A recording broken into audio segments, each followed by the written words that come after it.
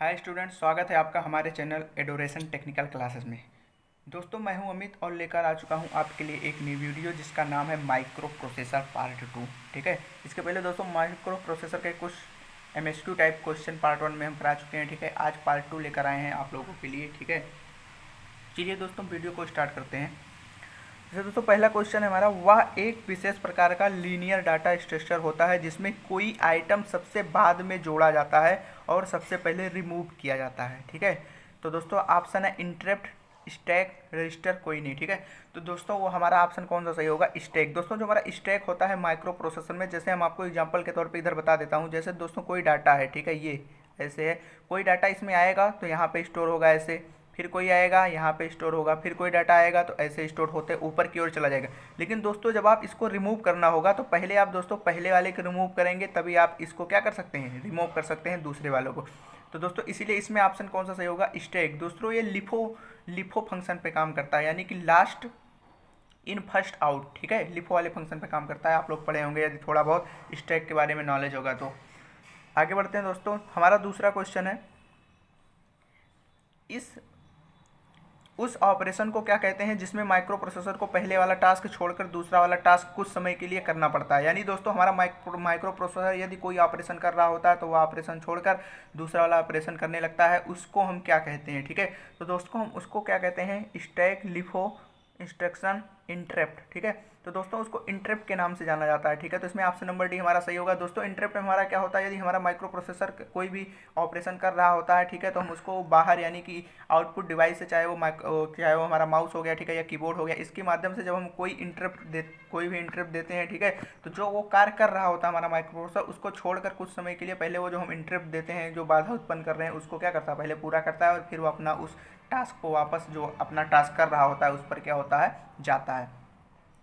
तो इसमें दोस्तों ऑप्शन नंबर डी सही होगा। तीसरा क्वेश्चन है दोस्तों, 80-85 माइक्रो प्रोसेसर में इंटरप्ट कितने कितने प्रकार के होते हैं? ठीक है, तो दोस्तों हमारे जो इंटरप्ट होते हैं 80-85 माइक्रो प्रोसेसर में, वो कितने प्रकार के होते हैं? दो प्रकार के होते हैं। ठीक है, एक हार्डवेयर इंटरप्ट होता है दोस्तों, और एक हमारा कौन सा होता है? Software interrupt. तो इसमें ऑप्शन नंबर ए सही होगा। अगला क्वेश्चन हमारा, 80-85 माइक्रो प्रोसेसर में हार्डवेयर इंटरप्ट कितने प्रकार के होते हैं? ठीक है, तो दोस्तों हमारा जो हार्डवेयर इंटरप्ट होता है वो भी दो प्रकार का होता है, एक मास्केबल इंटरप्ट होता है और एक कौन सा होता है? Non maskable interrupt. इसी प्रकार दोस्तों आगे बढ़ते हैं, किस प्रकार के इंटरप्ट को माइक्रो प्रोसेसर इग्नोर नहीं कर सकता? ठीक है, यानी कि दोस्तों यदि हम कीबोर्ड या माउस की सहायता से यदि ऐसा कौन सा इंटरप्ट सिग्नल जो है हम अपने माइक्रो प्रोसेसर को देते हैं कि हमारा माइक्रो प्रोसेसर उसको क्या कर सकता है? इग्नोर नहीं कर सकता है, तो वो है हमारा दोस्तों मास्केबल इंटरप्ट। जैसे ऑप्शन में है नॉन मास्केबल इंटरप्ट कोई नहीं। ठीक है, तो दोस्तों जो हमारा नॉन मास्केबल इंटरप्ट होता है, अगर हम माइक्रो प्रोसेसर को नॉन मास्केबल इंटरप्ट देते हैं तो हमारा माइक्रो प्रोसेसर होता है, इसको वो इग्नोर नहीं कर सकता है। लेकिन अगर मास्केबल इंटरप्ट रहेगा तो इसको इग्नोर कर सकता है और वो जो ऑपरेशन कर रहा है उसको क्या कर सकता है? कर सकता है। ठीक है, लेकिन जो हमारा नॉन मास्केबल इंटरप्ट होता है इसको इग्नोर नहीं कर सकता है, इसको वो करेगा ही करेगा। तो इसमें ऑप्शन नंबर बी दोस्तों सही होगा। आगे आगे बढ़ते हैं। इसी प्रकार दोस्तों क्वेश्चन नंबर 5 है हमारा, वह इंटरप्ट जो माइक्रो प्रोसेसर में इंटेल उत्पन्न होता है, वह माइक्रो प्रोसेसर जो वह इंटरप्ट जो माइक्रो प्रोसेसर में इंटरनल उत्पन्न होता है उसे जानते हैं। ठीक है, hardware interrupt, software interrupt, non maskable, maskable. ठीक है, तो दोस्तों हमारा सॉफ्टवेयर आपको पता है, ठीक है, इंटरनली वो काम करता है। ठीक है, तो इसीलिए हमारा जो सॉफ्टवेयर इंटरप्ट होगा इसे ये हमारा क्या होता है? इंटरप्ट माइक्रो प्रोसेसर इंटरनल उत्पन्न होता है। ठीक है, यानी जो हमारा सॉफ्टवेयर इंटरप्ट होता है ये हमारे माइक्रो प्रोसेसर में इंटरनल उत्पन्न होता है। ठीक है, इसीलिए इसे सॉफ्टवेयर इंटरप्ट कहते हैं। तो ऑप्शन नंबर भी इसमें क्या होगा? सही होगा। इसी प्रकार दोस्तों क्वेश्चन नंबर 6 है, 80-85 माइक्रो प्रोसेसर में कुल कितने मशीन साइकिल होती हैं? ठीक है, पहला है 5, 4, 6, 7। ठीक है, तो दोस्तों 80-85 माइक्रो प्रोसेसर में जो हमारी कुल कितनी क्या बोलते हैं मशीन साइकिल होती हैं? तो दोस्तों कुल कितनी होती हैं? 7 होती हैं। ठीक है, जैसे ऑपकोड साइकिल हो गया, ठीक है, इनपुट आउटपुट साइकिल हो गया, मेमोरी रीड साइकिल हो गया, मेमोरी राइट साइकिल हो गया, इनपुट रीड साइकिल हो गया, इनपुट राइट साइकिल हो गया। ऐसे इस प्रकार की टोटल कितनी होती है दोस्तों? 7 होती है, जिसमें ऑप्शन नंबर डी सही होगा। अगला क्वेश्चन है, 80-85 माइक्रो प्रोसेसर में पहली मशीन साइकिल को किस नाम से जानते हैं? ठीक है, input output read cycle, input output right cycle, opcode fetch cycle, memory read cycle. तो दोस्तों जो हमारी पहली साइकिल होती है उसको हम ऑपकोड फेच साइकिल के नाम से जानते हैं। इसमें ऑप्शन नंबर सी हमारा क्या होगा? सही होगा। पहली साइकिल पूछ रहा था 80-85 माइक्रो प्रोसेसर में, तो पहली साइकिल कौन सी होती है दोस्तों? Opcode fetch cycle. Question number 8, 8085 micro processor में किसी भी ऑपरेशन में एक ऐसी मशीन साइकिल जो होती ही होती है उसे जानते हैं। ठीक है, तो दोस्तों आपको फेच साइकिल है, ठीक है, मेमोरी रीड साइकिल है, दोनों कोई नहीं। ठीक है, तो दोस्तों हमारा कोई भी ऑपरेशन हो, यदि हम 8085 माइक्रो प्रोसेसर में कोई भी ऑपरेशन कर रहे हैं, ठीक है, तो दोस्तों हमारी जो पहली साइकिल होती है यानी कि आपको फेच साइकिल ये होती ही होती है। इसके बाद कोई होगा या ना होगा उससे नहीं मतलब है। ठीक है, लेकिन ये हमारी आपको फेच साइकिल हर जो है ऑपरेशन में पहले होगी। ठीक है, और ये पहली मशीन साइकिल के नाम से भी इसको जानते हैं, जैसे ऊपर वाला ऑप्शन देखे थे आप लोग। ठीक है, तो इसमें ऑप्शन नंबर ए हमारा क्या होगा, सही होगा। आपको फेच साइकिल होती ही होती है कोई भी ऑपरेशन माइक्रो प्रोसेसर यदि करता है तो। इसके बाद दोस्तों D0 से D7 तक की लाइन को किस नाम से जानते हैं। ठीक है, एड्रेस लाइन, बस line, data line, control bus. ठीक है, तो D0 से D7 तक की लाइन को हम दोस्तों क्या किस लाइन के नाम से जानते हैं, डाटा लाइन के नाम से जानते हैं। तो इसमें ऑप्शन नंबर सी हमारा क्या होगा, सही होगा। आगे बढ़ते हैं। इसी के बाद दोस्तों क्वेश्चन नंबर 10 है हमारा, 8085 माइक्रो प्रोसेसर में कितने प्रकार की एड्रेस लाइन होती है। ठीक है, तो दोस्तों हमारी कितनी प्रकार की होती है, 16 प्रकार की एड्रेस लाइन होती है, A0 से A15 तक, आप लोग जानते होंगे। अगला क्वेश्चन है दोस्तों, A0 से A15 तक की लाइन को किस नाम से जानते हैं। ठीक है, control line, data line, address line, कोई नहीं। तो दोस्तों एड्रेस लाइन ऊपर बताया ही। ठीक है, तो उसमें ऑप्शन नंबर सी क्या होगा, सही होगा।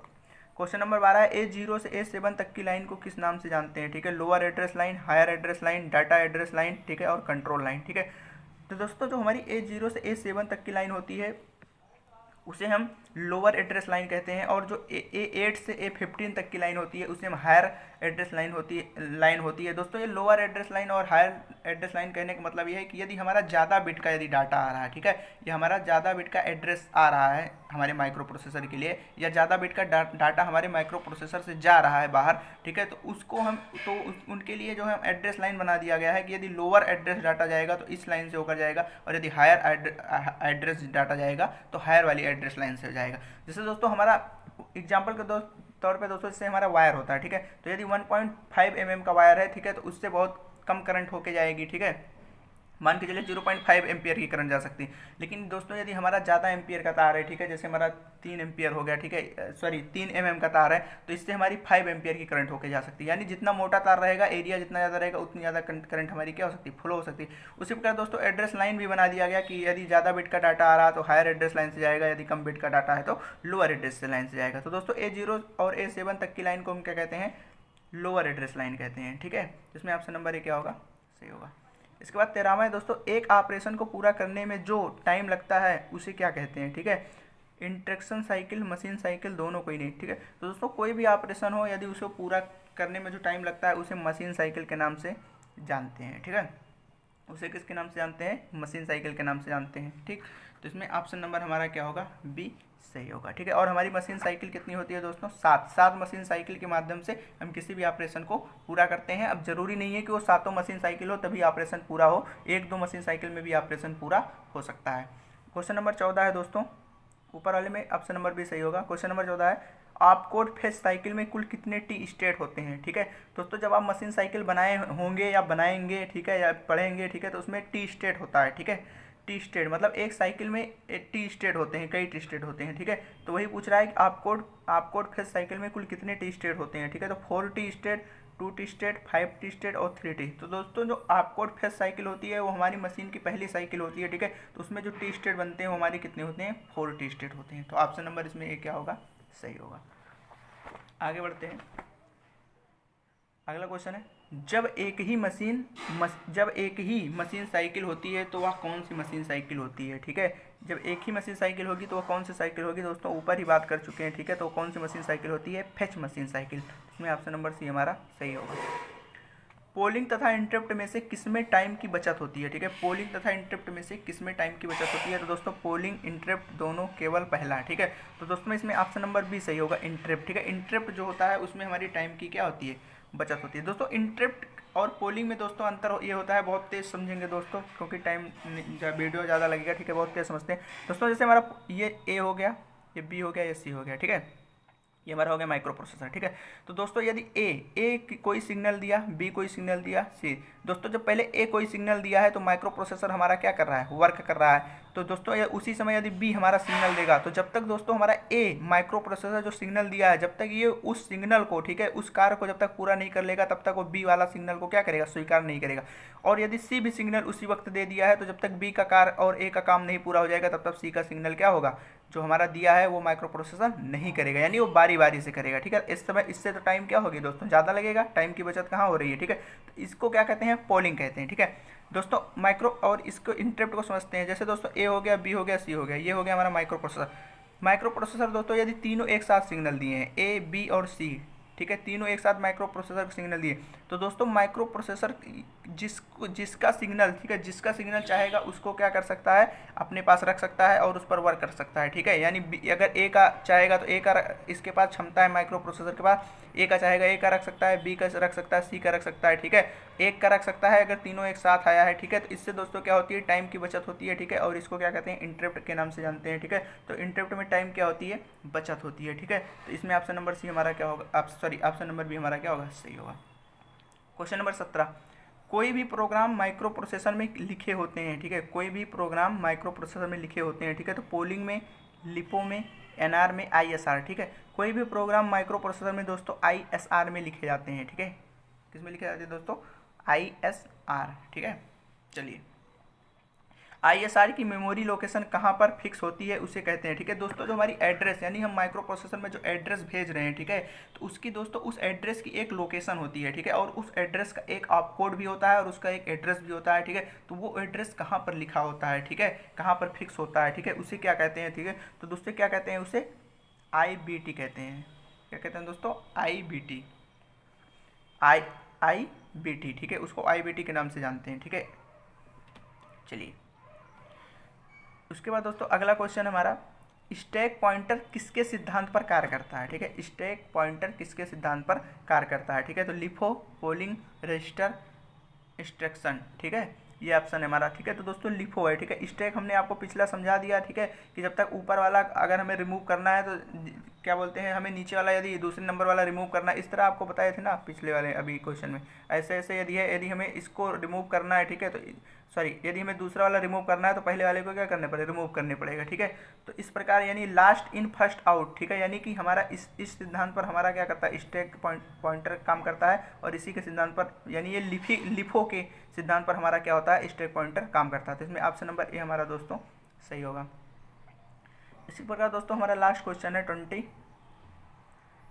A8 से A15 तक की बस को किस नाम से जानते हैं। ठीक है, तो दोस्तों हमने आपको यानी इसके 10 पिछले वाले क्वेश्चन में बता चुके हैं। ठीक है, A0 से A7 तक की लाइन को लोअर लाइन और A8 से A15 तक की लाइन को क्या कहते हैं दोस्तों, हायर लाइन कहते हैं, higher address bus, higher address data भेजने के लिए। ठीक है, तो इसमें दोस्तों हमारा बी क्या होगा, सही होगा, हायर एड्रेस बस। ठीक है, तो दोस्तों यदि आप माइक्रो प्रोसेसर की थ्योरी पढ़ेंगे, ठीक है, तो जितने भी ऑब्जेक्टिव टाइप क्वेश्चन करवाएंगे आपको बहुत अच्छे से समझ में आएंगे। तो जहाँ पे हमें डिटेल बताने की ज़रूरत पड़ी है जिस क्वेश्चन में मैंने आपको बताया है, ठीक है, तो आई श्योर कि आप लोग जो है अच्छे से समझ गए होंगे। ठीक है, इसके पहले पार्ट 1 करवा चुके हैं, उसमें भी बहुत अच्छे अच्छे क्वेश्चन करवा चुके हैं। ठीक है, और आज फिर पार्ट 2 में 20 क्वेश्चन आपके माइक्रो प्रोसेसर के करवा दिए। ठीक है, इसी प्रकार आगे भी आपको ढेर सारे क्वेश्चन करवाते रहेंगे। ठीक है, यदि दोस्तों आपको वीडियो अच्छा लगता है, ठीक है, तो वीडियो को सबसे पहले लाइक करिए, और उसके बाद जो स्टूडेंट नए हैं चैनल पे, चैनल को सब्सक्राइब करके ऑल नोटिफिकेशन ऑन करिए, ताकि जैसे ही अगला वीडियो आए वो सबसे पहले आपके फ़ोन पे सबसे पहले पहुँचे। तो दोस्तों ठीक है, मिलते हैं अपने अगले वीडियो में, तब तक के लिए दोस्तों बाय बाय, जय हिंद।